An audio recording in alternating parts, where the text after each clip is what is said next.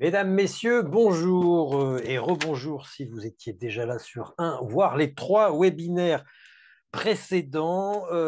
Merci d'être là. Nous sommes le vendredi 29 novembre, le 333e jour de l'année. Voilà, c'est la 11e édition de la Journée mondiale des sols qui, comme d'habitude, dure une semaine à la fois dans le monde et en France, hein, depuis que la FAO l'organise et lui trouve son titre en 2014. C'est l'AFES qui s'en occupe en France, l'Association française d'études pour l'étude du sol, en compagnie de voilà, tout ce qui est sur mon petit crayon. Vous voyez, il y a le GIS-Sol, le RMT Sol et Territoire et le RNEST, le Réseau national d'expertise scientifique et technique sur les sols. Le RMT, c'est Réseau mixte technologique. Et le GIS-Sol, c'est le groupement d'intérêt scientifique sur les sols. Le thème de cette année n'est pas le thème le plus fédérateur au premier abord. Hein, voilà, là, c'est les données, les informations sur les sols. Ça peut paraître rebutant. Et en fait, bah oui, une fois qu'on a parlé des sols, qu'on a fait le lien entre les sols, l'eau, le carbone, la biodiversité, qu'on se dit, bah tiens, ce serait pas mal d'adosser les sols, voilà, les sols sur d'adosser pardon, les PLUI, les SCOT et autres documents d'urbanisme et de planification sur les sols, encore faut-il recueillir des données. Eh bien voilà, les données, comment on les recueille, pour qui, pourquoi, par qui, et qu'est-ce qu'on en fait. C'est ce dont on va parler pendant alors, cette journée, ce webinaire, et jusqu'au 5 décembre, la fin de cette journée mondiale des sols, qui est accueillie cette année en Normandie, entre Caen et Rouen, pour les parties Je suis dans une salle et j'écoute et je participe, donc une vingtaine de rencontres et de terrains, notamment une dizaine de fosses pédologiques qui ont été creusées un peu partout en Normandie, où je vous invite à vous rendre, à y descendre et à y écouter les spécialistes qui vont vous raconter ce qu'est un sol et comment on le décrypte, comment on le décrit rien qu'en le regardant. Et puis, vous avez peut-être vu au webinaire tout à l'heure que le sol, ça se triture avec les doigts, ça s'écoute avec l'oreille et ça se teste sous la langue. Enfin, en tout cas, c'est l'avis de Noémie Pousse et de Bertrand Laroche. Après, vous faites ce que vous voulez. Cette année, un lien est fait en particulier avec les sciences participatives, notamment le 2 décembre, hein, grâce au réseau Sciences et Recherches Participatives sur les sols, qui est animé, devinez par qui, par l'Association française d'études du sol. Cette journée d'aujourd'hui, pardon, c'est un barbarisme, cette semaine des sols se fait dans un contexte particulier. On n'a jamais autant parlé des sols, à mesure qu'on n'a jamais autant parlé d'eau, qu'on ne s'est jamais autant inquiété sur l'eau depuis 2022. Et les sols, voilà, sont devenus un sujet presque politique qui a fait l'objet de projets de loi, celui de la sénatrice Bonnefoy, l'article 9 de la loi d'orientation agricole, et puis cette directive cadre sur les sols, une arlésienne qui ne sera plus aussi arlésienne que ça, car cette directive cadre est en passe d'être présentée puis votée, donc de s'appliquer en droit français. Je vous précise deux choses. La première, c'est que lors de cette journée mondiale des sols, il y aura une inauguration de la version jeune de la fresque du sol à l'école Hubert Reeves, le grand Hubert Reeves de Louvigny dans le Calvados. Autre chose, la FES met à votre disposition un centre de ressources documentaires dont vous trouverez le lien sur le site de la FES. La FES, l'Association française d'études du sol, je vous le répète, non, je vous le répète, je vous l'apprends peut-être, c'est une association qui a besoin de vos soutiens. Elle est forte de 400 adhérents, mais ce n'est pas suffisant. Faites plaisir à sa directrice Sophie Raoult. Soyez 800 l'an prochain. Donc, arrêtez les cadeaux de Noël, d'anniversaire et les étrelles. Offrez une adhésion à la fesse. Ce sera toujours moins con qu'acheter une cafetière lors du Black Friday qui se déroule aujourd'hui.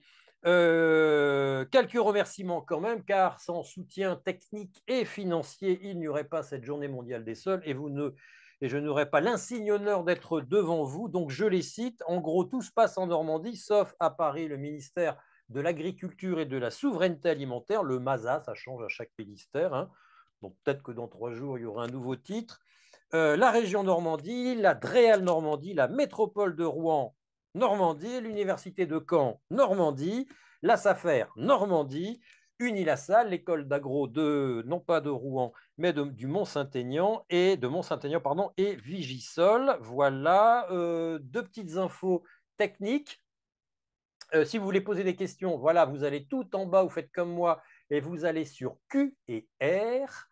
comme questions et réponses. Questions courtes, si possible, avec un point d'interrogation. Sinon, c'est un commentaire. Et les commentaires, c'est dans la partie chat. Nous allons donc démarrer ce quatrième webinaire qui est comme les trois autres, hein, en mauvais anglais, un spin-off, un hors-série de C'est dans le sol, ce merveilleux webinaire que j'ai le bonheur d'animer depuis 4 ans, monté par la coopérative Rhizobium, Jacques et Céline Thomas. Jacques est aux manettes techniques d'ailleurs derrière moi, enfin derrière moi, c'est une vue de l'esprit chez lui dans son bureau. Voilà, créé pendant le confinement, une fois par mois, nous avions j'avais des chercheurs ou des paysans face à moi. C'est devenu un trimestriel qui dure 1 heure et demie avec 2 personnes. Et maintenant, c'est un 4 émissions en une seule journée. Ça m'aura fait 6 heures à la fin avec 4 x 4, 16, 16 intervenants que je vous présente tout de suite. Christine Lebas, vous êtes ingénieure de recherche, vous vous occupez du GISOL, vous êtes ingénieure de recherche pardon, à l'INRAE. Vous avez vu hein, que l'INRAE est devenu le responsable de toute la crise agricole. On a muré l'INRAE, voilà, ça fait respirer l'OFB, mais voilà, maintenant c'est l'INRAE. Jean-François Brunet, vous êtes ingénieur site et sol pollué au BRGM. Daniel Delahaye, vous êtes professeur au sein du laboratoire ID de l'Université de Caen. Vous êtes membre pardon, du GIEC normand et vice-président de l'ANBDD, c'est-à-dire l'Agence normande de la biodiversité et du développement durable. Et enfin, Stéphane Rafali, vous êtes maire de Ris-Orangis. Ris-Orangis, c'est de l'autre côté de la forêt de Sénart, c'est presque en face de chez moi. Voilà, je suis chez moi, forêt de Sénart, et derrière, on a Ris-Orangis. Donc, je vous fais coucou. Est-ce que j'ai tout dit? Oui, le thème. Quelles données sur les sols rendre accessibles à qui, comment? On a vu ce matin pourquoi aller chercher des données sur les sols, quoi en faire, comment les stocker et les capitaliser, et maintenant comment les rendre accessibles, pour qui, pourquoi. Merci d'être là. Vous êtes une cinquantaine et ce nombre ne peut qu'augmenter. Je vais commencer par vous, Christine Lebas. C'est vous qui vous occupez de... En fait, j'ai très mal écrit, j'arrive pas à me relire. Vous vous occupez du GISOL. Hein. Je m'occupe entre autres, oui, des données en fait qui sont recueillies par mon unité Info et Sol dans Mhm. le cadre du groupement d'intérêt scientifique sur les sols. Donc, ça fait un paquet de données. On a vu ça tout à l'heure, on a vu ça depuis ce matin. Ces données, vous en faites quoi et comment les rendre accessibles? Parce qu'on est bien sur de la donnée brute, corrigez-moi si je me trompe, mais une donnée brute, elle veut dire quoi à qui? Est-ce qu'il faut forcément l'interpréter? Alors, on n'a pas que des données brutes au Ah, sens données mesurées, on a aussi des données déjà interprétées, puisque les cartes de sol sont déjà exact. des données interprétées par un pédologue qui donc utilise les données qu'il mesure sur le terrain avec d'autres données de l'environnement pour Mhm. ensuite interpréter ces données et en faire des cartes de sol. Donc on a deux ensembles de données, des données mesurées et des données interprétées. D'accord. Et ces données mesurées, elles sont aussi utilisées maintenant dans des programmes de cartographie numérique pour Mhm. faire aussi des données interprétées de type carte, mais cette fois-ci avec des outils numériques type machine learning, par exemple. Mhm.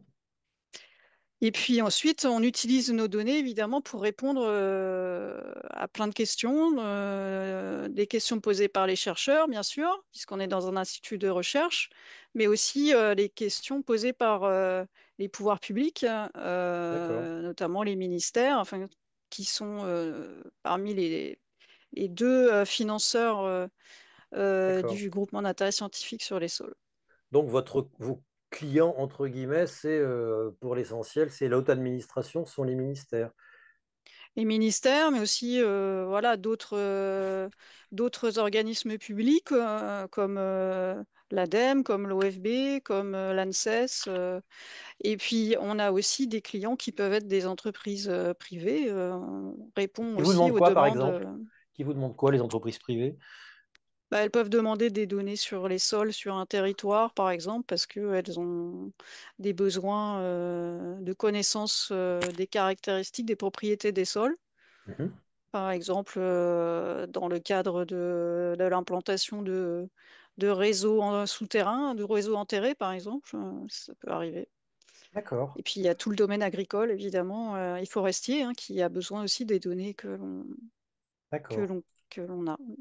Ok. Et donc, on a vu avec Bertrand Laroche, ou peut-être que je me suis trompé, vous avez un recul sur quoi, 60 ans, c'est ça? La plupart des programmes de cartographie des sols, disons, nationaux, ils ont démarré dans les années 60. Donc, on essaie effectivement de capitaliser les données qui ont pu être observées par les pédologues français depuis les années 50-60. D'accord. Daniel Delahaye, les données, vous en utilisez, vous en mangez des données quoi? Vous avez besoin de quoi, vous? De données brutes, de données déjà traitées, ou vous les traitez vous-même dans le cadre du GIEC normand de la NBDD?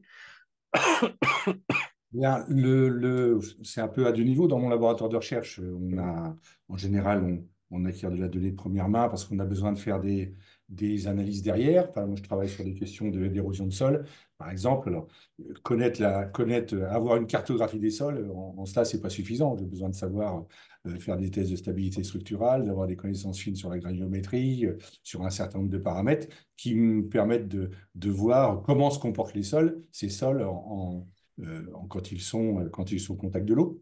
Donc, Mhm. voilà, donc c'est vraiment de la production et puis du traitement de données pour qu'elles soient adaptées à la recherche qu'on mène, quoi. C'est un peu, je dirais, le lot commun de tous ceux qui vont travailler sur différents sujets. Et puis, dans le cadre du GIEC, là, on rebouche surtout de la donnée qui a été déjà traitée, qui a déjà été souvent comme on peut dire, présentée. Donc, hein, on se base sur les connaissances scientifiques, sur les connaissances bibliographiques, et puis sur les modèles climatiques, et pour voir comment pourraient se comporter des sols dans les années à venir, comment il faudrait les restaurer pour qu'ils puissent continuer à jouer pleinement leur rôle de piège à carbone, pour produire une agriculture de qualité. Voilà, donc c'est plutôt sur la connaissance déjà acquise, quoi. Donc ça dépend D'accord. totalement des échelles à laquelle on travaille. Et ça dépend de la question qu'on se pose. La donnée brute en soi, tout à l'heure on l'a dit, la première émission, la donnée brute a de la valeur.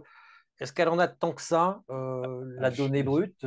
je- j'aurais tendance à répondre oui et non. C'est-à-dire que bon, vous êtes en Normandie, donc Ah le, oui, le, le, le- le problème, c'est que je pense que la donnée brute est évidemment indispensable. Par contre, il faut être extrêmement vigilant sur comment on l'utilise. Et mhm, donc, aujourd'hui, on a des moyens de traitement informatique hyper puissants qui peuvent permettre de mettre dans des boîtes, de secouer le trois fois, puis de produire des cartes. Et sans le savoir expert des gens qui sont des pédologues ou autres, ou d'autres, ou de géochimistes et autres, ce que l'on peut en dire peut être complètement faux. Donc, en cela, la donnée brute, elle peut être, à mon avis, pour l'analyse environnementale, elle peut être dangereuse si elle n'est pas utilisée à bon escient. Et parce en qu'on peut lui plus, faire dire n'importe quoi, ce qu'on a envie on d'entendre. peut lui faire dire n'importe quoi. Et en plus, je dirais, enfin, le sentiment que j'ai, c'est que parce qu'on a plein de données disponibles aujourd'hui, hein, c'est quand même le fait majeur des 20 dernières années. On a des données en open source Mhm. vraiment très importantes. Si on va sur le portail Hydro, on peut récupérer toutes les données de débit des cours d'eau en France. Si on va sur le site Météo France, aujourd'hui, on a accès à toutes les données pluviométriques, qui sont jamais des données brutes d'ailleurs, hein, qui sont déjà des données qui ont été traitées, puisqu'on nous livre des données journalières qui en fait sont le produit de l'agrégation de mesures qui sont souvent beaucoup plus fines. Et puis, déjà, on a des pré-traitements sur les périodes de retour, sur voilà, donc un certain nombre de données. Et pour moi, ça, c'est des données qui sont assez simples, en fait. Alors que la donnée sol, c'est une donnée qui nécessite vraiment un savoir-faire et de l'analyse complémentaire pour qu'elle nous révèle de l'information. D'accord. Et Bon, ça, en cela, je trouve voilà, c'est vraiment une question complexe. Et c'est bien qu'on s'intéresse à cette question de la donnée brute à propos de cette thématique du sol, quoi. d'accord. Ne pas donner la donnée brute à n'importe qui, à n'importe quel bureau d'études qui peut effectivement interpréter la donnée comme on peut interpréter des données d'un bilan carbone à qui on peut faire dire exactement ce qu'on a envie d'entendre. Tout à Christine fait. Lebas, vous, moi, vous garantissez qu'il n'y aura pas interprétation, c'est vous qui interprétez, qui fournissez la donnée et ce qu'il faut en penser. En fait, les données brutes, on ne les diffuse pas pour l'instant. Oui. Quand on dit données Donc brutes, on est c'est-à-dire tranquille de ce les données côté-là. mesurées à des Hum, points, hum, elles ne sont pas diffusées pour des raisons juridiques. Et donc, mais par contre, on les utilise effectivement dans nos traitements. Et quand on fait notamment de la cartographie numérique, on assortit toujours les cartes d'estimation des incertitudes, ce qui permet à l'utilisateur, s'il les regarde, de savoir en fait s'il y a enfin, voilà, si l'information qui est donnée, elle est fiable ou pas très fiable parce qu'il y a de très fortes incertitudes, sachant que ces incertitudes, elles sont variables dans l'espace, hein, elles dépendent en fait de la densité de points qui ont été utilisés pour faire la cartographie. Oui, encore faut-il que le lecteur sache que c'est qu'une incertitude, un écart type, Oui.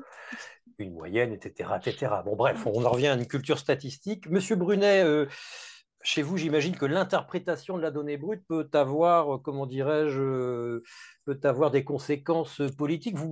Chez vous, on est sur la carte des sols urbains, on est sur des données de sols urbains, pardon, des sols qui peuvent être contaminés, qui peuvent avoir un intérêt foncier évident. Donc, attention à l'interprétation. La base de données des analyses de sols urbains, BD Solu, on en est où et son historique est intéressant, hein. Vous reprenez la base, comment elle s'appelait? Basias, c'est ça, que j'avais utilisé il y a des années lors d'un papier pour le magazine Géo. Je vous écoute, Jean-François Brunet. Oui, bonjour, c'est pas exactement ça. Bon, pardon. La base de données Basias, elle existe toujours, elle n'a Elle plus le existe même nom, toujours, elle pardon. ne porte plus le même nom, elle porte le nom de Casias De maintenant, c'est Casias, c'est ça, la pardon. carte des activités de services et des activités industrielles. Mais la base de données Basias a été croisée avec les données de l'éducation nationale pour découvrir les sols qui avaient accueilli des écoles C'est ça. et qui étaient des écoles qui étaient construites sur d'anciens sites industriels ou à proximité, dans Mhm, une opération qui s'appelait Établissement sensible, mhm. démarche lancée par le ministère en charge de l'environnement. Et c'est à l'occasion des diagnostics qui ont été réalisés pour de diagnostiquer ces sols que la base de données BD-Solu a acquis ses premières données. Oui, voilà. Donc, c'est pas la BD-Solu ne devient pas, enfin, la Basias ne devient pas la BD-Solu. Oui, j'ai BD-Solu, un peu c'est une. exagéré, mais elle se nourrit elle se nourrit de cette base Cassias. Non, parce que dans la Basias et dans la Casias, il n'y a pas d'analyse de sol. D'accord, Il s'agit seulement d'un inventaire des sites où il y a eu des activités. pardon. Et Ok. par conséquent, un sol qui est un site qui est inventorié dans cette base de données Basias ou Casias maintenant n'est pas nécessairement pollué, on ne sait pas. C'est une supposition qu'il y a eu, enfin, on suppose qu'il y a eu des activités et qu'il a pu y avoir des pollutions, donc il y a une certaine vigilance à avoir quand on s'intéresse à ces sols, quand on veut construire quelque chose sur ces sols. Donc voilà, et c'est pour ça qu'ils sont inventoriés. Mais il n'y a pas d'analyse dans la Basias. Ça paraît étonnant, ils sont inventoriés, mais on ne fait pas forcément d'analyse. Non, parce que les analyses coûtent cher. Eh oui. On dit que la donnée n'a pas de valeur, mais les analyses coûtent cher. Et puis, il faut, avant de se lancer dans des analyses, il faut faire tout un état des lieux, tout un diagnostic, tout un historique du site. Et ça demande des études assez coûteuses. Donc, dans un premier temps, il y a un inventaire qui est réalisé. Et depuis les années 90, et qui consiste à faire l'inventaire départemental des activités de service et des activités industrielles. Ça, c'est disponible aujourd'hui, c'est accessible sur Mhm. sur le site GeoRisque maintenant. Et, euh, et voilà. Et en fait, Et- c'est une fois que les bureaux d'études s'intéressent à un site en particulier parce que on soupçonne qu'il y a une pollution ou on craint qu'il y ait une pollution dessus, qu'ils viennent se renseigner dans la Basias ou la Casias maintenant pour savoir quelles ont été les activités qui se sont succédées sur ces sites. À partir de ces activités, ils peuvent déduire les polluants qui sont potentiellement présents et c'est là qu'ils vont décider de façon progressive à faire des analyses si c'est nécessaire et à choisir les bons endroits pour les faire, parce qu'on peut trouver des sites Mhm. où il y a eu des activités dans un coin et puis dans une autre partie où il y a rien eu. Et donc, il faut bien faire l'historique du site et avoir les plans, etc., pour découvrir les endroits où on doit chercher les polluants éventuels. Et ces données alimentent donc cette base de données BD Solu. Données privées et publiques, les aménageurs, les constructeurs de bâtiments sont obligés ou sont incités à alimenter la base BD Solu. Alors, il n'y a pas d'obligation. D'accord. Il n'y a pas d'obligation ni réglementaire ni autre. Il y a un encouragement à alimenter la BD Solu. Et actuellement, un, un soutien qui est possible, un soutien financier qui est possible pour les collectivités, les villes, les agglomérations qui souhaiteraient connaître mieux la qualité des sols sur leur territoire. L'ADEME apporte un soutien financier D'accord. et Pour en les diagnostics de contrepartie, sol. pour les diagnostics de sol, pour l'aménagement des aménagements urbains, la requalification des friches, etc. Et la gestion des terres excavées aussi, tous ces enjeux-là, ça donne lieu à des analyses de sol et c'est l'occasion d'alimenter la base de données et ensuite de savoir mieux faire ces diagnostics, de savoir mieux gérer ces terres excavées. D'accord. Monsieur le maire, Stéphane Rafali, vous aviez connaissance de Basias, de Cassias, de BD Solu. Non, il faut bien l'avouer, les élus comme les administrations locales n'avaient pas cette connaissance. Et je pense que le processus d'acculturation à l'ensemble de ces données ne fait que commencer. Et donc, ce point de contact entre la recherche, le monde de la recherche et le monde des décideurs publics à l'échelle locale, qui maîtrisent d'ailleurs le droit des sols, je pense que c'est un travail à venir. Vous, alors vous êtes un cas d'école, hein, rare en France, trop rare en France. Vous avez tenu compte et vous tenez compte des sols dans les documents d'urbanisme et de planification. Euh, Vous basez sur quoi? Sur quel genre de données? Des données brutes, des données qui ont été interprétées par d'autres, et on en revient à la question de la qualité de l'interprétation. Et puis peut-être, question préalable, ça vous est venu d'où à Ris-Orangis quand même? On est dans le centre de l'Essonne, très urbanisé.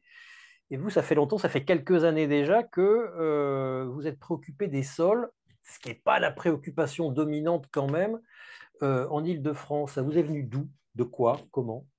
Moi, je suis, comme vous venez de le rappeler, je suis maire d'une commune de la seconde couronne parisienne sur un périmètre qui a connu une intensification, enfin, très forte Ouais, densification sous l'impulsion de la ville nouvelle d'Evry. d'Evry. Mais à Ris-Orangis, dès les années 80, nous nous sommes saisis des lois de décentralisation et nous sommes sortis de l'établissement public qui dirigeait la ville nouvelle pour être autonome, je dirais souverain à l'échelle locale sur notre stratégie d'aménagement et d'urbanisme. Et toutes les terres qui avaient été expropriées dans les années 60-70 pour servir à l'extension urbaine de la région capitale n'ont pas toutes été urbanisées. Ce qui fait que sur un cadastre aujourd'hui de 870 hectares à Rissorangis, il reste encore 30 à 35 de terres vierges disponibles qui sont des terrains vagues. Et évidemment, quand on est en responsabilité comme maire ou élu municipal et élu communautaire, on doit s'interroger sur la destinée de ces terres. Et donc, voilà, jusqu'à présent et jusqu'à la loi climat résilience, avant même que Mhm. le ZAN devienne le cadre légal, on réfléchissait à ces questions et notre doctrine urbaine, elle était très simple à énoncer. On a refusé toute extension urbaine et on s'est concentré sur la requalification de nos friches. Elles étaient nombreuses à cette petite échelle, des friches militaires, industrielles, médicales, et on a construit, recyclé, je dirais, des terres qui avaient déjà été anthropisées. Évidemment, la pression de l'État, conscient du besoin de logement, de relocalisation de l'industrie, de l'économie en seconde couronne de la métropole, nous rappelait à chaque rendez-vous qu'il fallait peut-être penser à urbaniser et à développer les terres encore disponibles, notamment autour des gares, des infrastructures routières et des infrastructures ferroviaires. Mais on a toujours résisté à ça et les 350 hectares encore disponibles, vierges sur notre ville, sont restés vierges. D'accord? Et quand tu Ça paraît miraculeux quand même, hein. oui, donc on a résisté à une forme de pression politique qui est de moins en moins pressante d'ailleurs, puisque la fin de la vie nouvelle, ça date des années 2000. Donc on a résisté à ça. Et quand la loi climat résilience a été votée, évidemment, on a essayé de comprendre le sens de la loi. On trouvait que les principes posés par la loi étaient les bons, mais on a tout de suite eu conscience que le principe quantitatif posé par la loi, c'est-à-dire en fait vous autorisez les élus locaux à, Mhm. à consommer des terres fertiles, des nappes, en quantité définie, avec l'échéance 2030-2050. On s'est dit que ce n'était pas forcément la meilleure méthode. C'est-à-dire qu'on mesurait dès la promulgation de la loi les limites de ce cadre légal. Et nous, on a préféré, plutôt que de se fier à ce critère quantitatif, euh, d'aller voir de plus près et d'accéder à une connaissance que nous n'avions pas jusqu'alors. Et on a été très opportuniste. L'ADEME a lancé un appel à manifestation d'intérêt sur le ZAN et on a proposé à l'ADEME qu'ils viennent avec les équipes du CEREMA et de Sol Paysage, qui est une entreprise spécialisée du plateau de Saclay pour l'analyse des sols. On On leur connaît a bien proposé, à l'Association française d'études du sol.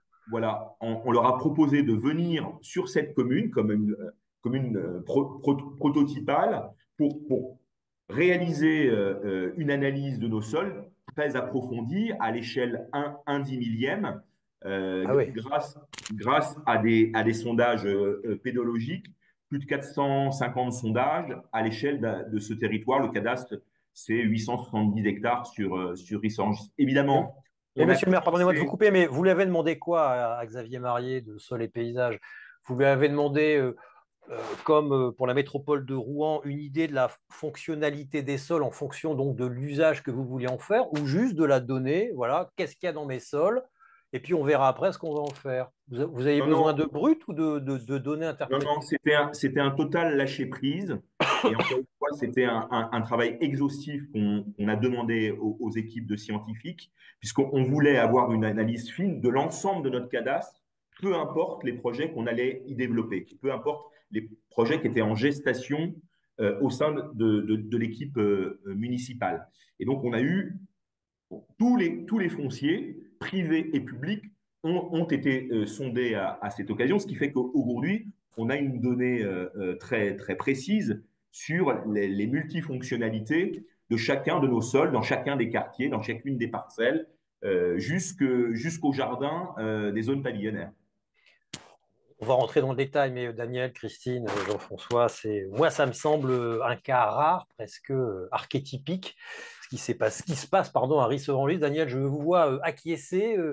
C'est pas souvent qu'on voit des collectivités demander, bah, finalement, allez-y, vous, chercheurs, ingénieurs, dites-moi ce qu'il y a dans les sols et on verra après ce qu'on en fait. Non, non, bah, je pense que c'est un exemple particulièrement vertueux, quoi. Mais justement, il faudra qu'il fasse tache d'huile.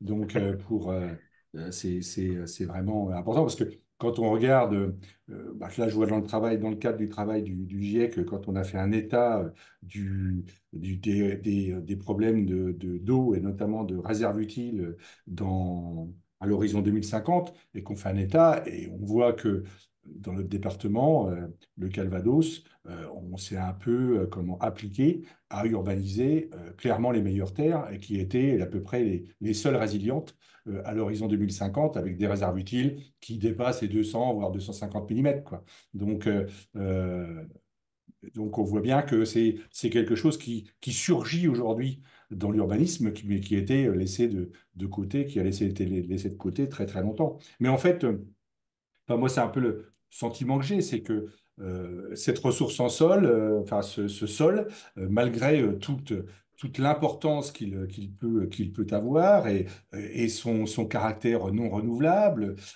en fait, ça a été vraiment le parent pauvre du suivi.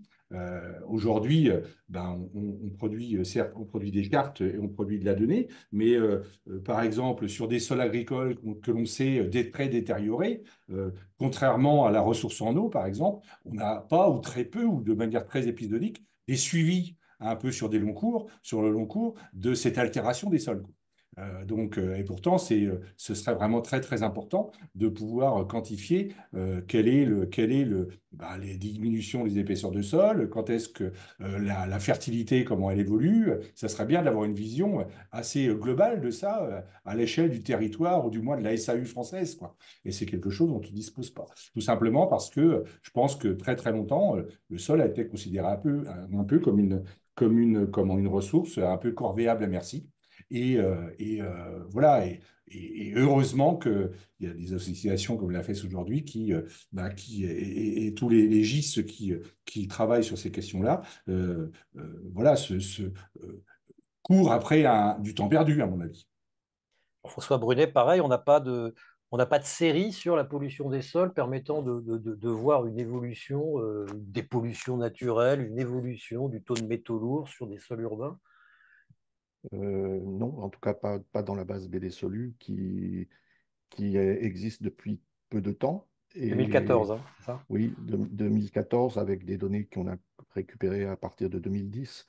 Pour l'instant, il y a pas, ça ne fait pas partie de ce qu'on essaye de mettre en évidence, ces évolutions, mais il y en a certainement. Qu'est-ce que vous inspire, vous, le cas Rissorangis? Là, vous avez une alerte à faire auprès du maire, compte tenu du passé de Rissorangis. Vous dites, oula, sur ces terrains-là, il doit y avoir un risque, un danger, il faut faire des analyses approfondies. Non, je ne connais pas suffisamment ce dossier pour me prononcer là-dessus. Par contre, je suis intéressé par les analyses s'il y en a. Euh, je, je suis preneur des analyses pour les traiter dans la base de données BD Solu. Voilà, l'appel est lancé. Bon, Stéphane Rafali, vous aurez donc vocation à nourrir la base BD Solu. Dans les analyses que vous avez demandé à Xavier Marier, enfin Xavier Marier entre autres, hein, sur les paysages, vous lui avez demandé de travailler en particulier sur la pollution des sols, compte tenu de l'historique des sites de ces 350 et quelques hectares.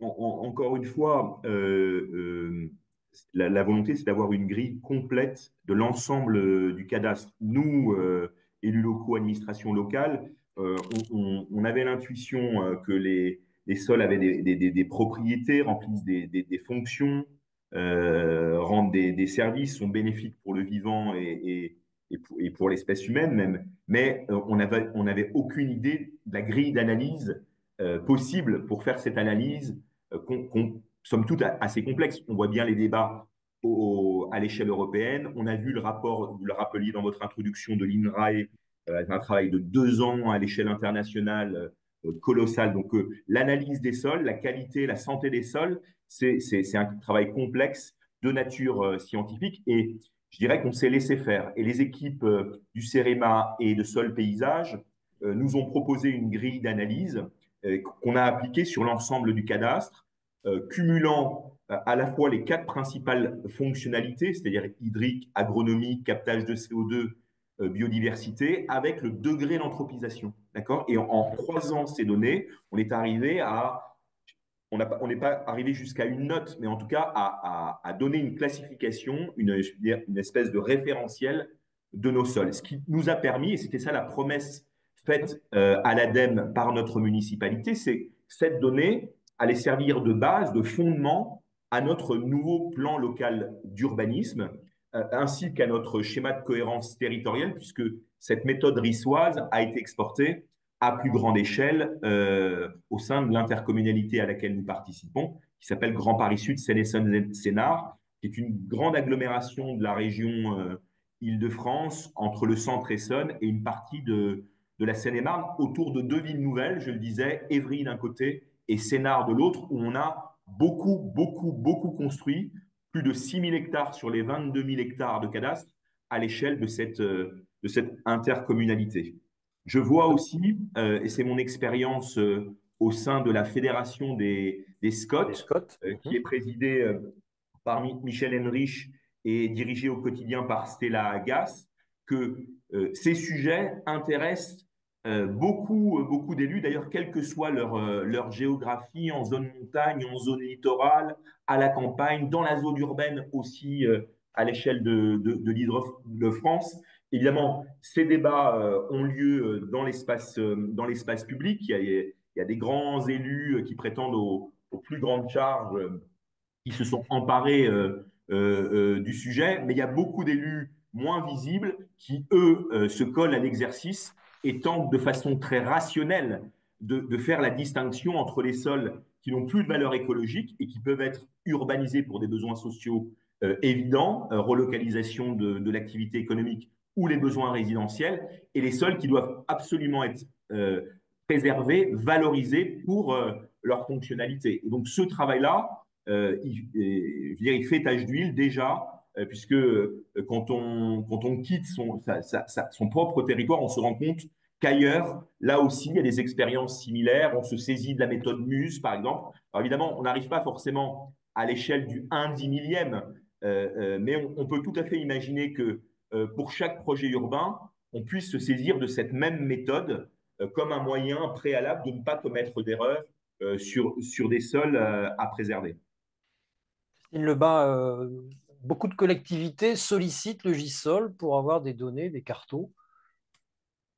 Alors, le problématique que nous, on a, c'est que on avait, enfin, on a toujours d'ailleurs un programme national Ouais, et que du coup, pour réussir à couvrir l'ensemble du territoire national, on est à des échelles qui sont pas vraiment compatibles avec les besoins des collectivités ouais, vous êtes type au 250 ville, millième. métropole. Au niveau de la cartographie, on est au 1/250 millième.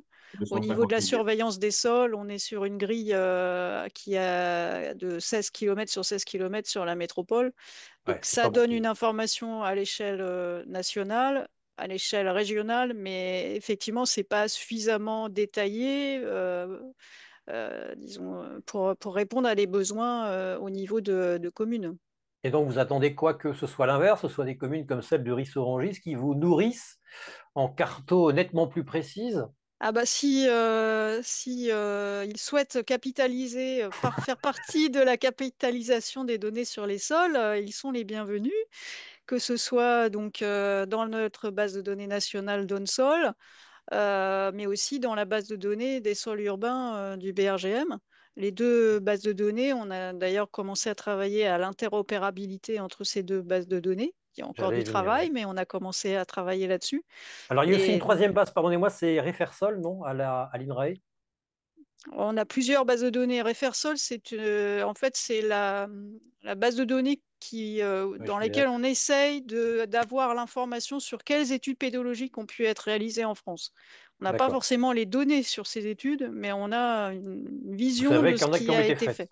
D'accord. Après, voilà, c'est pas forcément hyper à jour et très exhaustif parce que ça dépend de la connaissance qu'on a de ce qui peut être fait au niveau local, ce qui n'est pas toujours évident d'avoir cette information.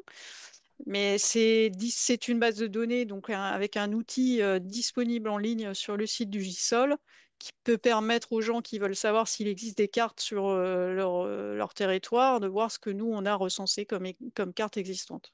Bon, vous avez compris, monsieur le maire, il faut nourrir deux bases de données, hein, JSOL et BD Solu. Vous me disiez, Christine, vous nous disiez, pardon, je vous pose la question aussi à vous, Jean-François. Donc, les deux bases de données, là, JSOL et BD Solu, sont interopérables. On a fait une preuve de concept pour Ah, l'instant sur ah, l'interopérabilité entre les deux bases de données. donc on s'y achemine. Il y a encore du travail à faire D'accord, pour arriver à une totale interopérabilité, mais on a commencé à travailler sur le sujet. d'accord. Jean-François Brunel, et voilà, ça reste encore, c'est un chantier à venir, BD Solu et données Sol, pour que les données soient interopérables, consultables depuis l'une ou l'autre. Oui, oui, bien sûr, comme on vient de le dire, voilà, il y a encore beaucoup de travail. L'intérêt, ce serait d'avoir une continuité entre le milieu urbain et le milieu rural, et d'avoir surtout ce qui intéresse souvent, ce sont les périphéries des villes. Mhm, Donc voilà, c'est là qu'on pense qu'il peut y avoir un intérêt à croiser ces deux bases de données, DONSOL mhm. et BDSOLU. Est-ce qu'il y a des référentiels dans BD Solu, parce que c'est bien d'avoir des données sur, je sais pas, un taux de métaux lourds, de nickel, de chrome dans un sol, mais on se réfère à quoi? On se réfère à un autre sol où il y avait la même activité industrielle, ou on se réfère à un sol, on a un étalon, je ne sais pas, une pâture, un potager, parce que ça peut paraître effrayant d'avoir des données sol quand on est un élu. On se dit, merde, avec tout le mercure, le nickel que j'ai dans mes terres, qu'est-ce que je vais pouvoir en faire? Quelle est la référence, Jean-François Brunet? Justement, la BD Solus, sa vocation, c'est de créer des référentiels, ce qu'on appelle les fonds pédogéochimiques anthropisés. Ah, c'est ça, d'accord. Donc, déterminer des références pour voir si sur un site potentiellement pollué, on soupçonne une pollution, est-ce que les niveaux sont supérieurs ou inférieurs à cette gamme de valeurs. Mhm. Donc la BD Solu, elle collecte des données représentatives des concentrations habituelles des métaux et métalloïdes, et aussi D'accord. des substances organiques Mhm. dans les sols urbains. Mhm. Les concentrations habituelles sont les concentrations qui sont les concentrations naturellement présentes parce qu'il peut y avoir des métaux naturellement dans les sols, Mhm. et puis les concentrations qui sont arrivées par les émissions diffuses liées aux activités humaines. Alors ça peut être le chauffage collectif urbain, le chauffage individuel, les échappements des voitures, voilà, les activités industrielles, bien sûr. Mhm. Donc les poussières qui viennent s'ajouter. Et on essaye de rechercher des échantillons représentatifs de ces concentrations-là. Ensuite, on fait un traitement par calcul et on détermine des gammes de valeurs qui sont ensuite utilisables pour aider au diagnostic des sols.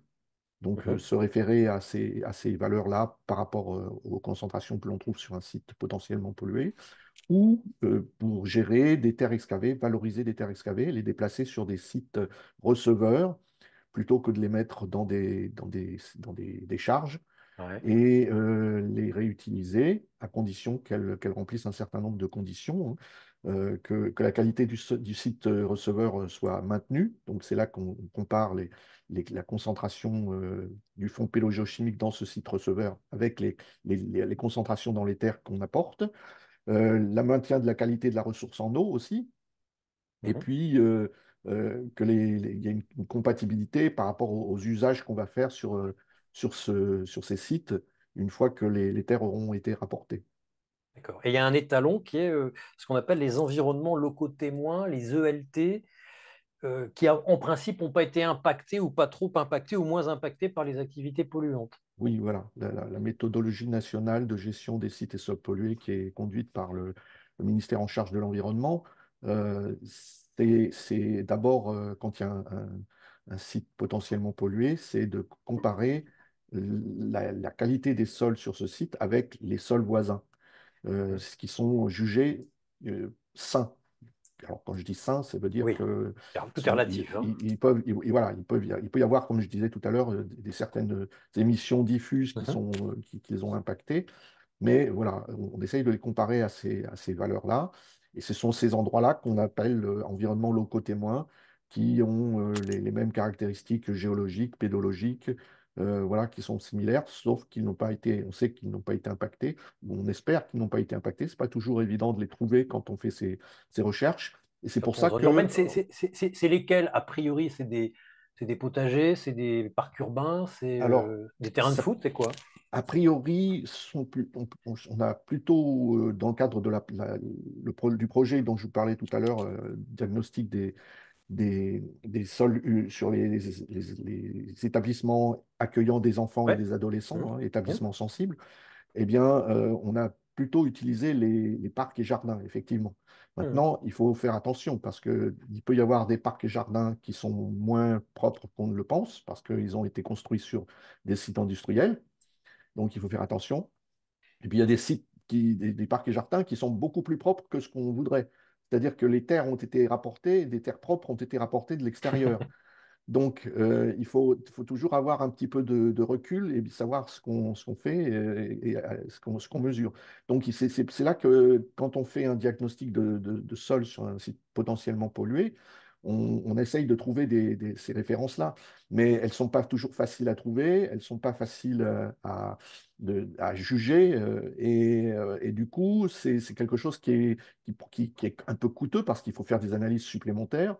Et donc, il y a une certaine réticence à le faire. Et en fait, la base de données BDSolu, elle souhaite apporter une aide pour juger de la valeur de ces ELT, éventuellement les consolider et donc apporter une aide aux bureaux d'études et aux collectivités qui cherchent à aménager leur territoire.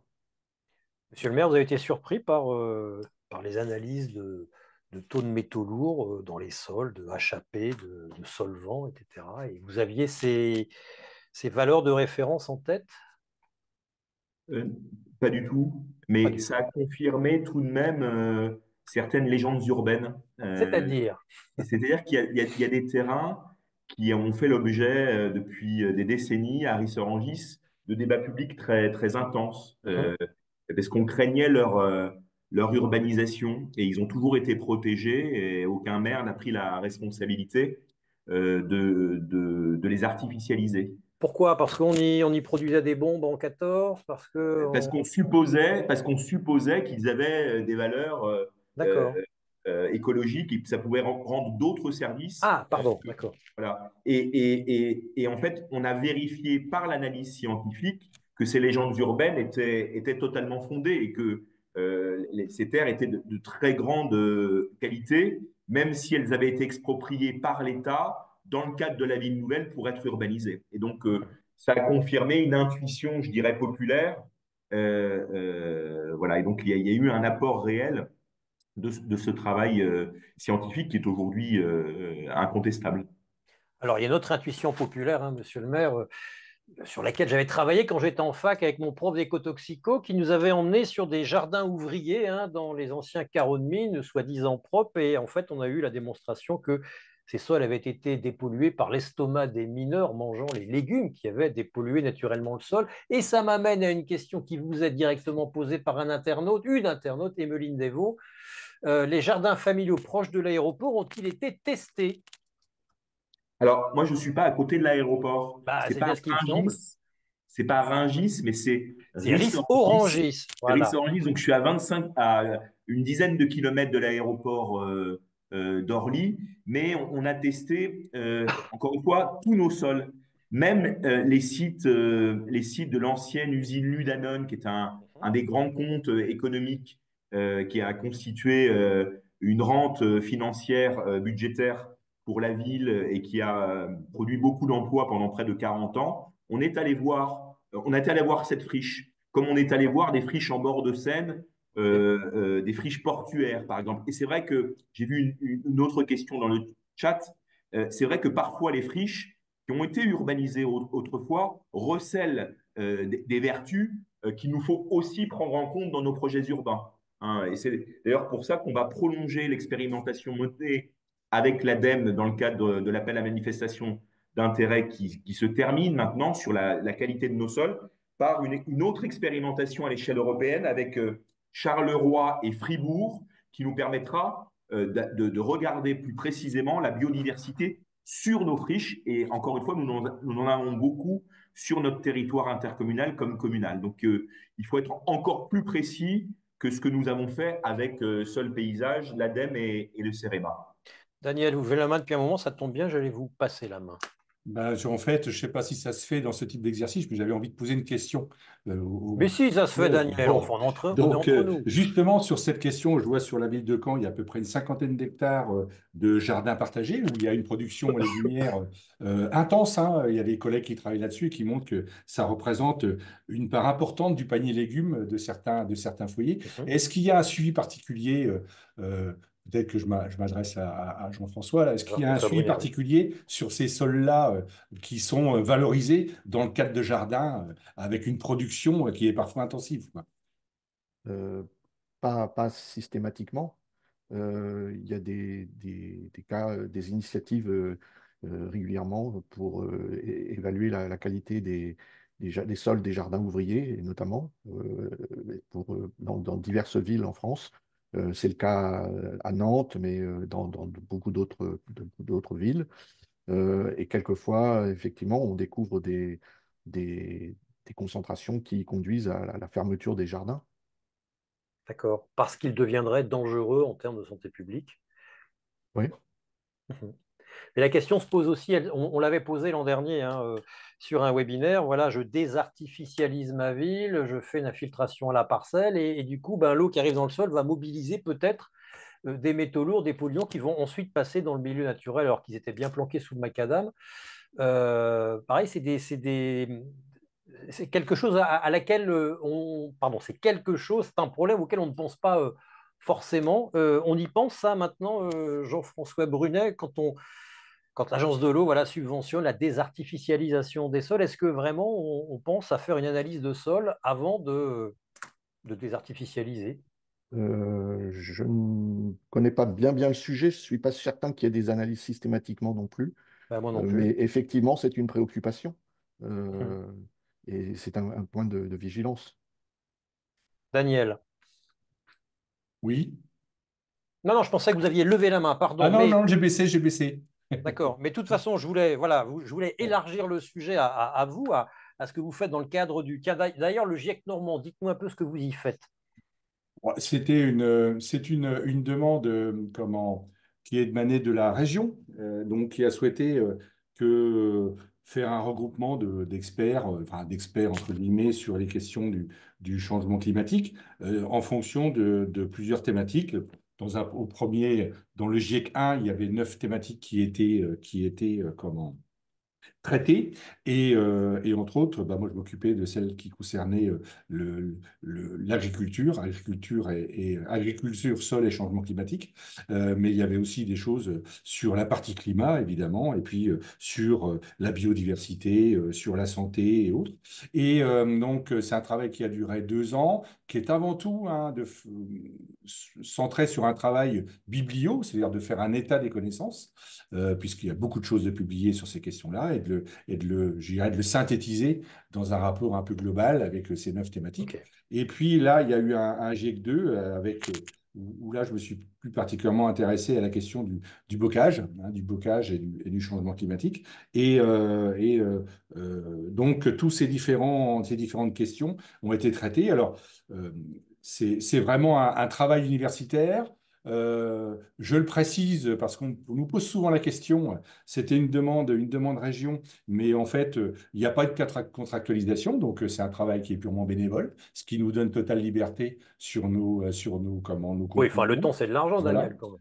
Et comment? Le temps, c'est de l'argent, quand même, Oui, Daniel. mais enfin bon, là, on peut en consacrer un petit peu. Hmm. Pour la plupart d'entre nous, payés avec les impôts des Français, hein. Donc, c'est un travail bah, qui est, à mon sens intéressant et qui révèle quand même que bah, quand on fait un état des connaissances nécessaires, eh bien, on a quand même des trous dans la raquette importants.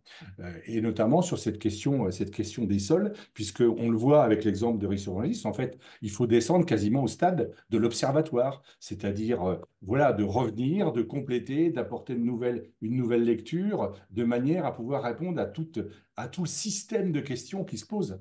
C'est-à-dire Donc, au stade c'est de vraiment l'observatoire, au stade vraiment à l'échelle du quartier, c'est ça? bah, quand on est un intramuros ici, évidemment. Après, quand on va être sur des territoires ruraux, agricoles, où on va vraiment être sur de l'exploitation agricole, je pense qu'il n'est pas nécessaire de descendre à cette échelle-là. On peut avoir des échelles variées, mais ça nécessite, à mon sens, d'avoir du suivi sur du temps long, de manière à pouvoir voir comment le sol évolue, alors soit se détériore ou se restaure, enfin bref, comment il évolue. Et ça, c'est quelque chose dont on ne dispose pas pour l'instant. Je pense que c'est un peu, je reviens à ce que je disais un peu au départ, c'est que Mhm. par rapport à l'eau, par exemple, on s'est très tôt intéressé aux rivières et aux cours d'eau Mhm. parce que, bah voilà, ça débordait, c'est mouvant, il y a voilà, c'est une ressource qui peut rapidement poser des problèmes et des problèmes un peu, comment dirais-je, sur du pas de temps court. Alors que la ressource en sol, enfin le sol, on a un peu l'impression que c'est un truc un peu inerte et voilà. Et ça a moins mobilisé la connaissance, c'est évident. Mhm. Et aujourd'hui, on se rend compte qu'on a un retard important et que pour tout répondre à toutes ces questions de gestion un peu intégrée des territoires, eh bien, cette donnée sol, elle est vraiment fondamentale, quoi.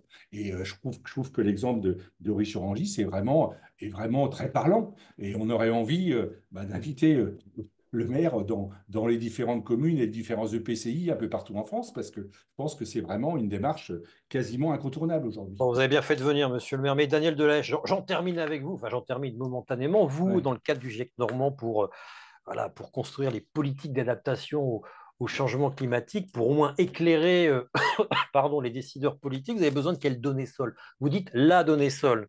Mais de Ouais. quelles données sol vous avez besoin? Qu'est-ce que vous utilisez? Qu'est-ce que vous présentez aux élus tels que monsieur le maire? Bah, par exemple, voilà, on a une thèse en cours sur l'agriculture littorale, notamment les zones maraîchères, Ouais. bordure littorale, qui vont être touchées par deux phénomènes. Les remontées de nappe, donc je dirais la submersion alors, je ne parle pas des submersions de tempête, hein, je parle bien des remontées de nappe et donc l'affleurement de la nappe qui couvre les légumes, et puis d'autre part la salinité. Eh ben, on se rend compte aujourd'hui que sur ce rapport plante, salinité, sol, Mhm. on sait quasiment rien. Ah On bon? ne sait rien. Donc, il faut que, ben, on instrumente. Il y a quelques pays, il y a eu des gens qui ont travaillé sur ces questions-là, mais en fait très peu, quoi. Donc, voilà, ben, il faut se construire ces données, c'est mettre des thermomètres pour mesurer la température du sol au fur et à mesure que l'eau remonte et comment se dégradent les conditions d'implantation des légumes. Comment, effectivement, quand le sel s'installe, ben, comment on est obligé de changer de production. Tout ça, c'est des choses qui sont quasiment inventées parce que voilà, on n'a pas de données de référence, quoi. Ah ouais. Bon. J'ai une question pour vous, a priori, pardon, Jean-François Brunet, à laquelle je ne comprends pas grand-chose, donc bah, tant pis pour vous. J'ai réalisé, une question de Jérôme Pinault, j'ai réalisé dernièrement une analyse de sol sur les ETM et les CTO sur un site d'environ 8 hectares. Est-ce que le laboratoire à qui j'ai demandé l'analyse doit vous les transmettre pour abonder la BD Sol U? Alors, Vous il, êtes dans le même état que moi, ça me rassure. il n'a pas l'obligation de les transmettre, d'une part. Et Ouais. puis, d'autre part, la BD Solu ne collecte pas que les analyses. On a besoin des conditions dans lesquelles les sols ont été prélevés, savoir à quelle profondeur ça a été prélevé, de quelle façon, à quel endroit exactement. Donc, on a besoin de beaucoup plus d'autres informations dont le laboratoire généralement ne dispose pas, même si c'est lui qui a prélevé. Souvent, il n'a pas toutes les informations sur l'historique du lieu. Mhm. Et donc, c'est pas le circuit que l'on privilégie, le transfert directement du laboratoire vers le BRGM. Ce qu'on privilégie, c'est le passage par un bureau d'études qui travaille pour une collectivité et qui, dans la réponse à l'appel d'offres qu'il a reçu, a pour obligation de transférer les données dans la BD Solu et de les prélever, de fournir aussi les conditions dans lesquelles les échantillons ont été prélevés et les conditions dans lesquelles ils ont été analysés. Après, ce qui est possible, c'est que ce bureau d'études, quand il va se tourner vers son laboratoire pour faire les analyses, il peut demander un laboratoire qui va rendre les résultats sous un format compatible avec la BD Solu. C'est-à-dire qu'il y aura toutes les informations sur les types d'analyse, sur les méthodes d'analyse et toutes les informations dont on a besoin. Euh, et ces informations-là, elles peuvent être transmises au bon format directement depuis le système informatique des laboratoires. D'accord. Alors, il faut que les laboratoires aient fait l'effort de le mettre en place, mais c'est vivement encouragé, notamment parce que ça évite une saisie fastidieuse à la main et surtout une saisie qui est source d'erreurs quand on remplit des cases avec des chiffres. Bon, Jérôme Pinault posait une deuxième question. Est-ce qu'il y a des risques? Alors, merci au chat d'avoir répondu à mes interrogations que dont je n'osais vous faire part, hein. Est-ce qu'il y a des risques ETM, c'est-à-dire éléments traces métalliques, et CTO, c'est-à-dire composants traces organiques, sur des parcelles à proximité d'une ligne de chemin de fer et autoroute? Pensez-vous qu'il soit nécessaire de réaliser une étude? La réponse semble être dans la question, non? C'est toujours à moi de répondre. Bah oui. Oui, bon, oui, alors on sait que à côté des lignes de chemin de fer, il y a des traverses en bois. Elles sont de plus en plus remplacées par des traverses en béton, mais il y avait des traverses en bois qui étaient traitées avec du créosote, Créosote, oui. hein, qui est une substance organique qui est pas sympathique. Et donc, il peut y avoir eu des, des, une part de cette substance Contamination. qui a impacté le sol. Après, ça dépend aussi des activités qui ont eu lieu au niveau des gares, au niveau des dépôts, au niveau des chargements des,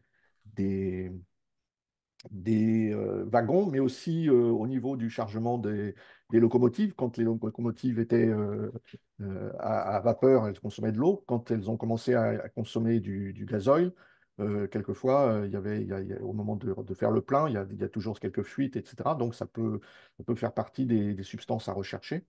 Auprès des autoroutes, ben, on sait que voilà, les voitures aujourd'hui n'émettent plus de plomb, normalement. Mais En principe, oui, ça fait longtemps, hein. voilà, mais bon, il y en a eu pendant quelques années. Donc, on sait aussi que. J'ai une collègue qui a remarqué au pied des poteaux et des glissières, par exemple, d'autoroute, il y a beaucoup de zinc. Et ben Parce pourquoi? que Mais d'où il vient ce zinc? ben, des glissières, justement, Ah oui, tout et des poteaux simplement. zingués. D'accord. Bon, donc, c'est une chose à prendre en compte quand on fait des analyses, savoir à quel endroit on prélève précisément, parce que quelquefois, on a des surprises. On se dit, tiens, il y a des concentrations élevées, et on se dit, ben voilà, ça a été prélevé à côté d'un poteau, donc un poteau en zinc. Et donc, voilà, il faut faire attention à ça. Et oui, il y a effectivement des possibilités qu'il y ait des polluants ou des substances proches de ces endroits-là, bien sûr. Oui. Ah ouais, on en revient à tout ce qu'on Partout, disait. Ouais. partout où il y a eu des activités humaines, il y a la possibilité de pollution, plus ou moins importante, avec plus ou moins d'impact. Ouais, encore faut-il avoir cette mémoire-là, être allé sur le terrain et avoir analysé le contexte historico-économique. C'est ce qu'on a cessé de dire, hein, depuis ce matin. Christine Lebas, est-ce qu'il y a une évolution dans les demandes qu'on vous fait, vous, Gisol, en termes d'appel de données, si j'ose dire? Est-ce qu'il y a une évolution dans les usagers? Est-ce qu'il y a une évolution dans le type de données, d'analyse de données qu'on vous réclame? Je pense que plus on met de données en ligne et plus les gens ont envie d'avoir accès à des données. Donc, on a effectivement une augmentation des demandes. Mais les gens, enfin, la plupart des demandes, c'est vraiment beaucoup sur Les des propriétés. propriétés du sol et pas Ah, sur la nomenclature, on va dire. C'est-à-dire d'accord, qu'on va avoir des demandes sur bah, justement la réserve utile, sur les teneurs en éléments, sur d'accord, la profondeur du sol aussi, qui d'accord. est assez importante. Après, maintenant, la problématique avec l'open access, c'est que on voit plus trop les gens en fait qui accèdent aux données, Mhm. puisque c'est mis en accès libre, donc on ne sait pas trop finalement qui utilise les données, puisque dans l'open access, l'objectif c'est qu'il n'y ait pas d'entrave à l'accès à Mhm. la donnée. Mais quand il y a un bug, que ça ne marche plus, comme ça a été le cas la semaine dernière, on a eu un petit souci sur nos cartes. Et ben, tout d'un coup, on voit des gens demander pourquoi ça marche plus, et on est surpris parfois par l'origine en fait du demandeur qui utilisait les données. On n'avait pas forcément pensé que, par exemple, la semaine dernière, j'ai eu un monsieur qui était professeur en architecture Ah bon? à Nantes et qui me disait ah, j'ai plus accès à vos données. Donc j'ai été assez agréablement surprise de voir que il y avait des gens qui travaillent. Alors je pense que c'est dans une formation d'urbanisme hein, et que du Sans coup doute. il utilise les données du GISOL pour montrer en fait quelles données existent à l'échelle nationale sur les sols.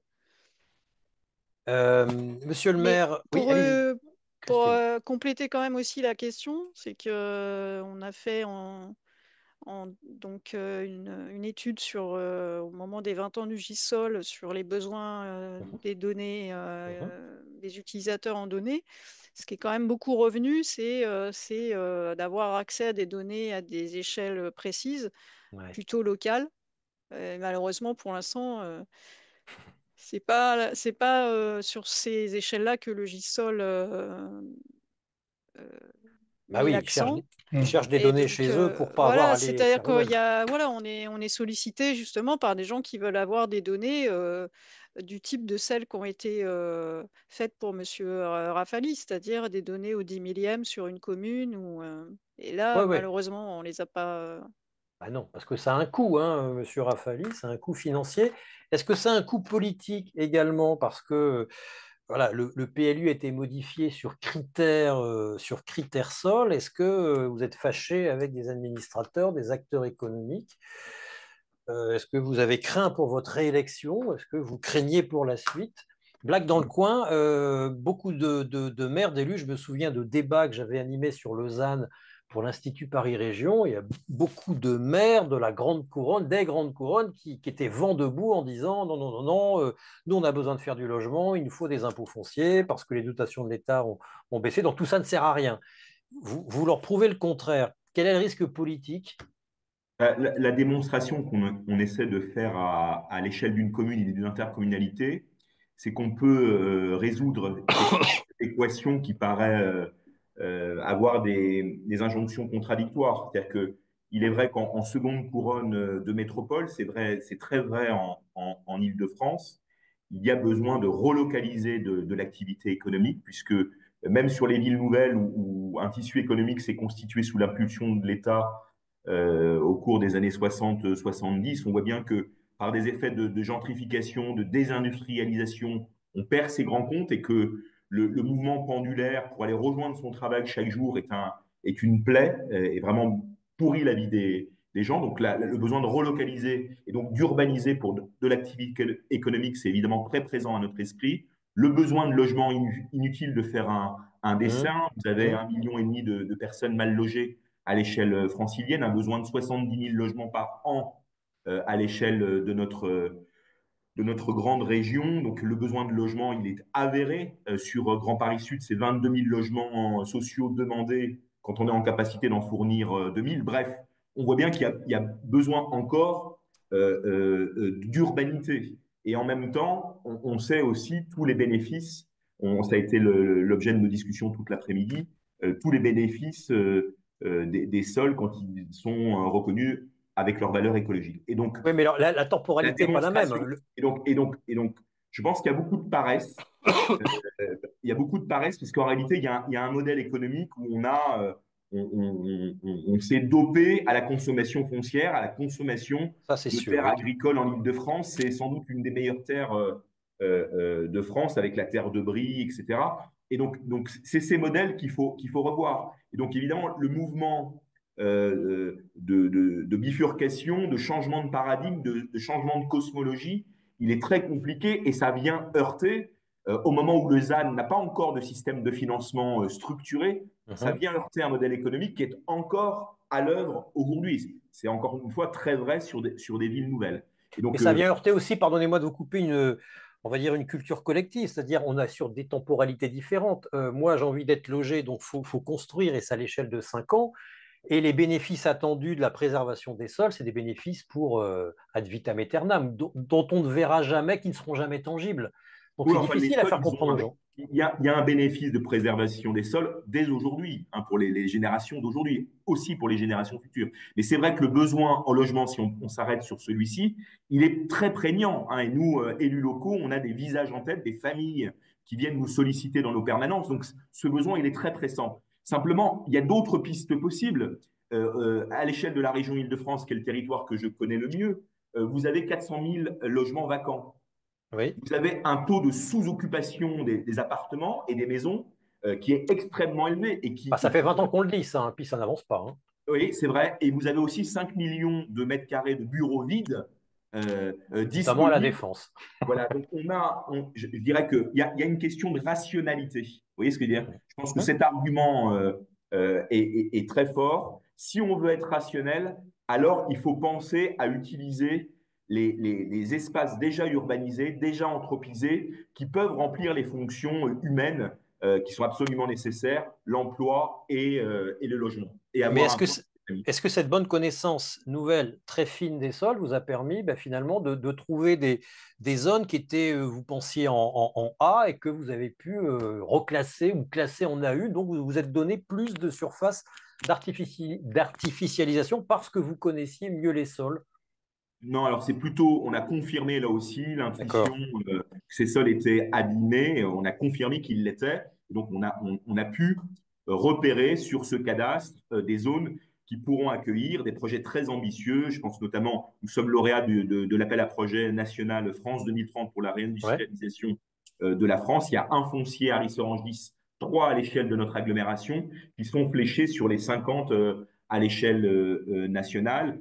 J'ai aussi des projets de logement importants sur des friches industrielles. Et donc, on peut. Donc, est-ce que c'est possible partout?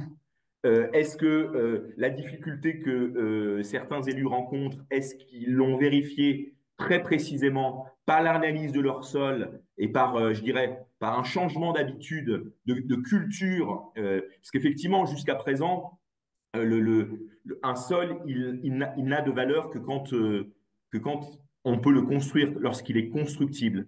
Donc, il y a évidemment des évolutions de la loi climat résilience. On a beaucoup parlé de la qualité des sols aujourd'hui. Il y a besoin d'un référentiel stabilisé et qu'il n'y ait surtout pas de régression législative sur ce sujet-là. On sent bien hein, le risque, la tentation notamment des sénateurs de revenir en arrière et de ne plus prendre la fonctionnalité des sols comme une notion fondamentale. Hein, donc ça, on a besoin de ça, mais on a besoin aussi de donner une valeur à des sols qui ne seraient pas construits et qui seraient protégés pour leur valeur écologique. Et c'est ça qui. Donc là, là ça interroge en profondeur, évidemment, la question de la propriété, le système budgétaire, financier et fiscal. Donc on voit bien que ça heurte beaucoup d'intérêts et ça vient interroger en profondeur tout notre système institutionnel. Donc, mais ça, ce sont des combats politiques qu'il nous faut mener, encore une fois, au motif d'une meilleure rationalité de la gestion de nos terres. Les terres et les sols ont trop fait l'objet de rentes et de spéculation, ça se voit. Hein. Et donc ça, c'est très important et ça crée des dégâts considérables de risques de schisme à l'intérieur des métropoles, là où on a beaucoup construit. Il y a vraiment des risques de fractures territoriales et sociales qui sont liées en fait à une surexploitation des sols. Ça, c'est sûr. Et dès qu'on tire le fil en analysant les sols et en réfléchissant sur les sols, vous venez de le dire sans le dire, hein, on en arrive à questionner la propriété privée, à questionner le mode de financement des collectivités. Oui, ça devrait être des sujets politiques majeurs dont on ne Ça parle. l'est, Oui, ça l'est. Regardez les discours de politique générale, les derniers discours de politique générale, les réponses. La question du ZAN est au cœur du débat public. Hein. oui, mais on l'évacue. On Donc l'évacue. ça l'est. Il faut continuer. Il faut que les sciences dures, telles qu'elles sont mobilisées aujourd'hui, elles continuent la pression sur les décideurs publics en trouvant de nouveaux alliés. Je pense que les élus locaux, je vois au sein de la Fédération des SCOP, on a cette sensibilité. C'est-à-dire que même en zone rurale, contrairement à ce qui est porté nationalement, même en zone rurale, on a compris qu'il fallait travailler à une meilleure connaissance de la qualité de nos sols. Ça, je suis bien d'accord, j'observe la même chose. Il y a une diffraction, une dissonance, une différence entre, on va dire, l'échelle nationale, Paris et le reste de la France. Complètement. Et y compris chez les acteurs politiques, hein, qui ont souvent des discours différents. Bon, bref, Daniel Delahaye, je vous voyais acquiescer et plus qu'acquiescer. Oui, bah là, je suis entièrement d'accord avec ce qui vient d'être dit. Vraiment, c'est absolument fondamental. Donc, oui, je reviens parce que je lisais la discussion. Je reviens sur, je me suis un petit J'étais un peu rapide tout à l'heure sur mon histoire de salinisation des sols. Et donc, effectivement, hein, je ne parle pas de salinisation comment, primaire, c'est-à-dire qui liée à de l'altération de roches ou à des diffusions d'embruns ou autre, donc pas de la salinisation de surface. C'est vraiment lié à l'élévation du niveau marin qui, avec un biseau salé qui vient de plus en plus longtemps, de plus en plus souvent, lécher le pied des racines des plantes, quoi. Donc, et ça, il y a assez peu d'études sur cette question-là. Mais en revenant sur cette question là je pense que je disais tout à l'heure qu'il faut peut-être avoir deux différentes échelles en fonction de l'intensité ou de la pression sur la Terre, sur les terres. Et c'est vrai que cette question des villes, je comprends que là, on travaille à l'échelle du 10 millième, mais il n'y a sûrement pas besoin de cette précision quand on est sur les territoires ruraux. Par contre, l'enjeu qui a été proposé tout de suite au niveau des enjeux fonciers, eh bien là, il est aussi ardent dans les campagnes, sur la SAU agricole, que sur les territoires en bordure de ville ou intramuros, quoi. Donc ça, je pense qu'il faudrait associer cette question du foncier au suivi des terres. Parce que bien souvent, la destination ou ce qu'on va en faire, ou du moins comment on va l'aménager, il est lié surtout à cela, sur les enjeux fonciers et l'enjeu financier qui est associé à ces terres. Ça, c'est un point vraiment central. En tout cas, pour les terres agricoles, c'est absolument fondamental aujourd'hui. Oui, ça rejoint tout ça, la valeur intrinsèque qu'on peut donner au sol, et c'est une question qui sera abordée notamment avec Philippe Billet, hein. Les sols n'ont toujours pas d'existence juridique dans le Code de l'environnement. Ça pourrait t'aider, Daniel, puisque vous êtes là, je vous tiens. Est-ce que il y a une évolution, vous avez senti une évolution depuis cet événement fondateur, Sol contre tous, auquel vous Oui, aviez oui, participé, ainsi que moi et Sophie oui, Raous, en oui. 2014? Eh bien, oui, mais je pense que c'est pas, enfin malheureusement, c'est pour ceux qui avaient organisé cette manifestation, ça, je vais pas dire que c'est grâce à cette manifestation que les choses évoluent. Je pense que les choses ont évolué parce que la prise de conscience, elle est de plus en plus importante. Aujourd'hui, bah, toute la discussion autour du zéro artificialisation nette, même si par moment on a l'impression qu'il va avoir du plomb dans l'aile, en tout cas, c'est des questions qui sont vraiment importantes et qui sont nouvelles. Et ça veut dire que quelque part, la société, alors je mets à la fois, notamment les politiques, hein, c'est que ben voilà, la société était mûre pour aborder ces questions-là, quoi. Et par rapport à ce que disait Monsieur le maire tout à l'heure, on a encore besoin de science pour améliorer les connaissances et continuer à travailler sur ces questions-là. Effectivement, on a besoin, il a dit clairement de sciences dures, mais je crois aussi qu'on a beaucoup besoin de sciences sociales et humaines qui sont trop peu présentes sur ce débat-là. Et je crois qu'aujourd'hui, les principaux verrous à faire sauter, c'est des verrous plutôt autour de l'accompagnement au changement. C'est-à-dire que moi, je pense qu'on a dans les boîtes à outils aujourd'hui quand même beaucoup de connaissances qui sont accumulées. Maintenant, il faut réussir à les massifier spatialement. Très clairement, l'exemple de Ceris-Orangis, là, bah, c'est quelque chose qui peut être remobilisé par d'autres EPCI partout en France, hein, c'est évident. Donc, on a beaucoup de données. Par contre, les sciences humaines et sociales, là, faut vraiment Mais vous pensez à quoi? Qu'est-ce qui manque exactement ben concrètement? moi, je pense qu'il y a je pense à toute la psychologie, par exemple, hein, qui est quand même importante sur quels sont les mécanismes qui font que, ben voilà, à partir du moment où on a dressé un constat où tout le monde ça, semble à peu près d'accord, comment est-ce qu'on fait pour passer à l'action, quoi. Ça, c'est un point important. Ensuite, on a vu, il y a des enjeux économiques qui sont importants. Donc, on a besoin que les économistes se penchent sur ces questions-là. Les économistes de l'environnement sont trop peu nombreux en France. Donc, il faut vraiment développer tous ces aspects-là pour donner aussi du contenu sur le discours et le transfert vers la société, quoi. Et le transfert de la société se fait aussi par nous autres journalistes qui Tout à parfois fait. péchons par une présentation sans référence de certaines choses, notamment, j'en viens à vous, Jean-François Brunet, sur voilà, des cartes de pollution des sols qui ont l'air d'être effrayantes parce qu'on dit nickel, parce qu'on dit chrome, parce qu'on dit HAP.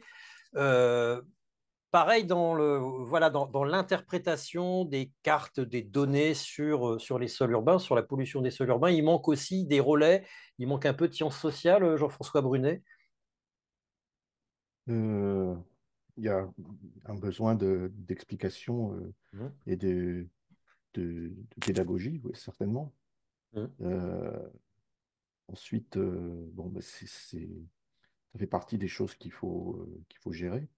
Euh, et effectivement, moi j'ai l'impression que quelquefois, le seul fait d'avoir fait un prélèvement pour faire une analyse sur un sol, ça donne lieu à une suspicion, même Oui. si voilà, il suffit de dire qu'on a analysé l'arsenic, et puis bah, on se dit, voilà, s'il y a ils analysent l'arsenic, c'est qu'il y a de l'arsenic, et il n'y Mmh. en a pas forcément.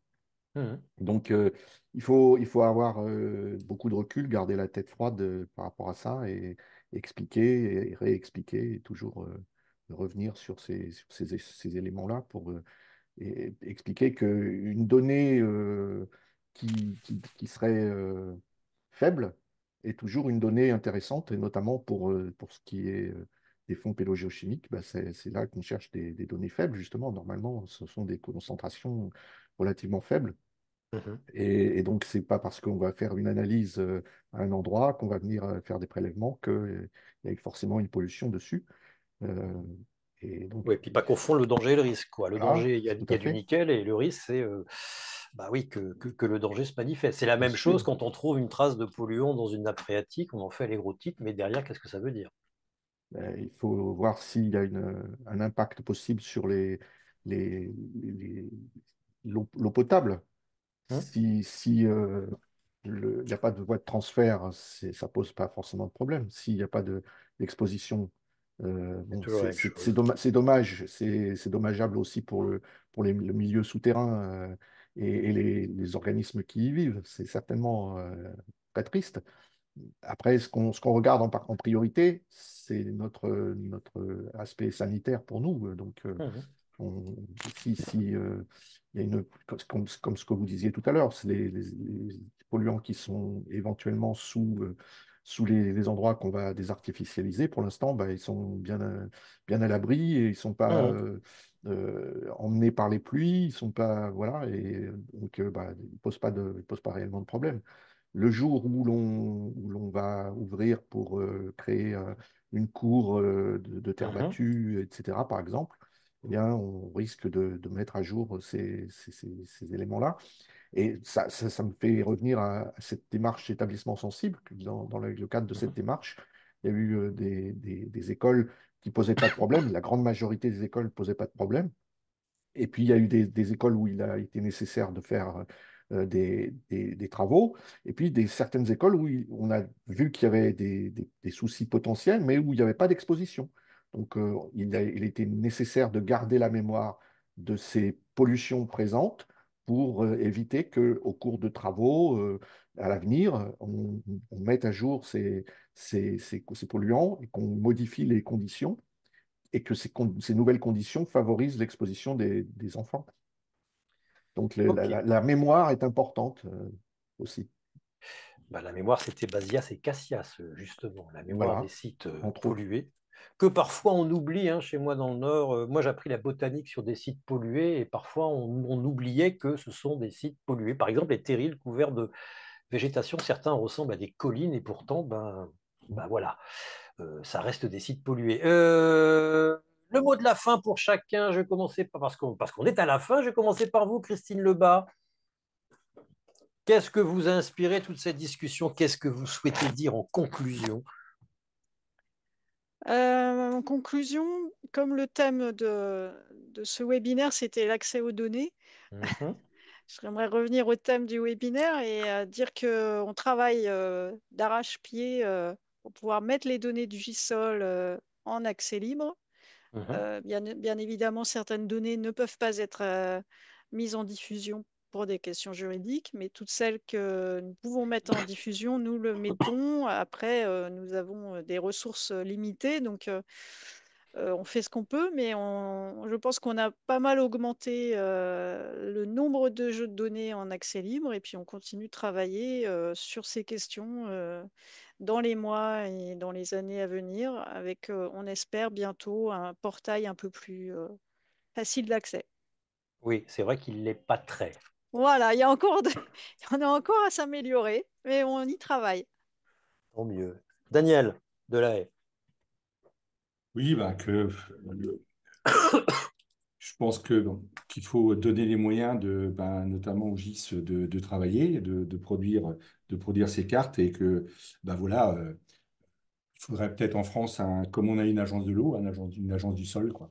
Et Où pourquoi pas une agence de l'eau et des sols? Parce que du finalement, sol, oui. elle fait un peu En la tout même cas, chose. voilà, où on ait vraiment une politique à long terme de suivi longitudinal de ces sols, quoi, et à différentes échelles en fonction des besoins.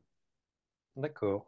Bon, c'est une idée que j'ai défendue dans Marianne l'autre jour dans un papier. Et pourquoi les agences de l'eau ne s'occuperaient-elles pas des sols systématiquement? Jean-François Brunet, c'est à vous. Oui, merci déjà pour Ah votre bah, invitation. on vous en prie. Et puis, ça a été intéressant d'écouter tous ces intervenants. Et en fait, voilà, plus on aura de données sur les sols, et plus on sera capable de fournir une interprétation précise et utile. Donc, voilà, l'appel est lancé une fois de plus. Et puis, merci encore. Je vous en prie. Monsieur le maire. Monsieur le maire.